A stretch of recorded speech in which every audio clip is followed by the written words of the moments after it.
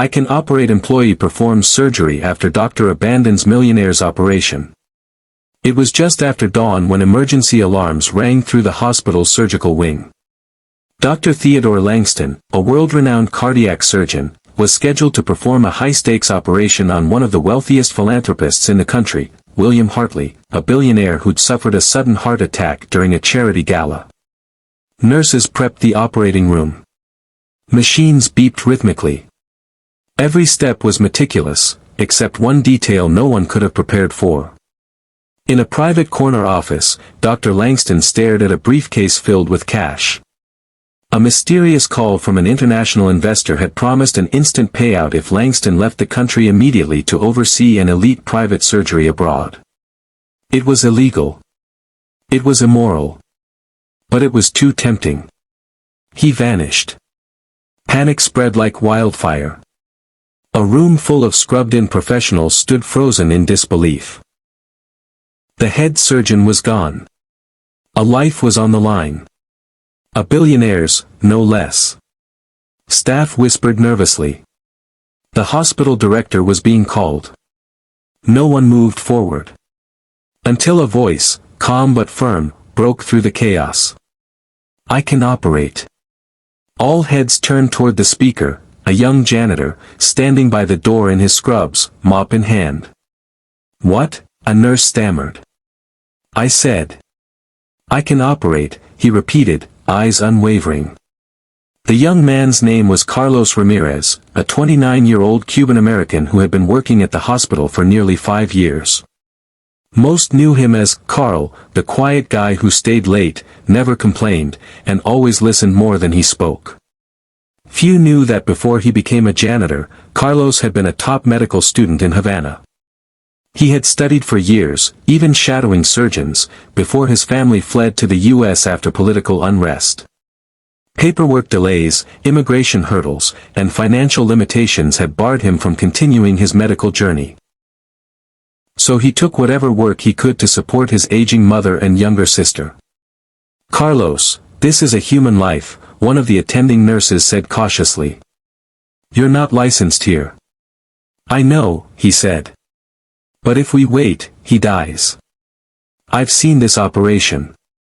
I've studied it. I've assisted on it. I can do this. There was silence. No one knew what to do. But time was the enemy now. William's vitals were dropping. A choice had to be made. And then, the head anesthesiologist, a stern woman with 30 years of experience, nodded slowly. I'll monitor him. If Carlos falters, we stop. But if he believes he can do it, we have no other option. The team moved fast. Carlos washed his hands, donned sterile gloves, and entered the operating room not as a janitor, but as a surgeon. It was surreal. His hands didn't shake. His breath was steady.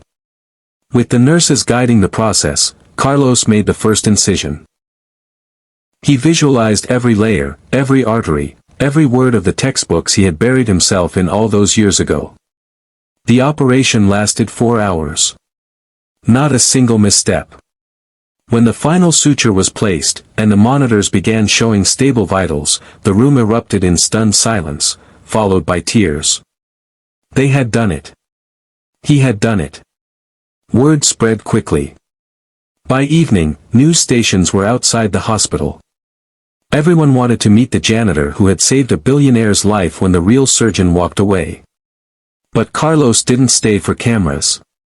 He slipped away quietly, returning to the janitor's locker room, changing into his old clothes, and calling his mother to say, "Mommy, today, I did what I was meant to do." Later that night, William Hartley's daughter, Elise, arrived at the hospital. When she heard what had happened, she was furious at first, until she saw the security footage, saw Carlos step forward, saw the entire medical staff back him up. She found him the next morning outside the hospital, picking up trash along the sidewalk. "Carlos?" she asked softly. He looked up, startled. "I'm Elise Hartley. My father is alive because of you." He smiled humbly. "I'm glad he's okay. That's all that matters." No, she said, her voice trembling. That's not all that matters. You changed everything. You reminded this world that purpose is bigger than position. And I'm going to make sure your life changes, too. In the weeks that followed, Elise kept her word. She covered the legal and academic costs for Carlos to complete his certification in the U.S. She even launched a foundation in his name, the Ramirez Initiative, to help immigrants with medical backgrounds return to their professions in America. Carlos went back to medical school. 2 years later, he graduated with honors and returned to the very same hospital, not as a janitor, but as a licensed surgeon. And as for William Hartley, once fully recovered, he donated millions to the new foundation. In every speech he gave afterward, he mentioned the janitor who didn't wait for permission to save a life.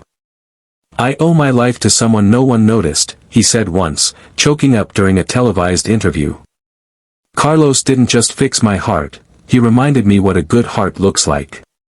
Years later, when Carlos performed his 100th surgery, his mother was sitting in the front row of the hospital auditorium. Tears rolled down her cheeks as she whispered a prayer of thanks. And just behind her sat Elise and William, clapping the loudest. The world remembers titles, doctor, millionaire, director, but it is character, not credentials, that reveals a person's true worth. Carlos didn't ask if he was allowed. He asked if someone needed help, and when the answer was yes, he stepped forward. Let this story remind us, the power of humanity lies not in who you are, but in what you choose to do when someone's life depends on your courage. And sometimes, the janitor becomes the hero.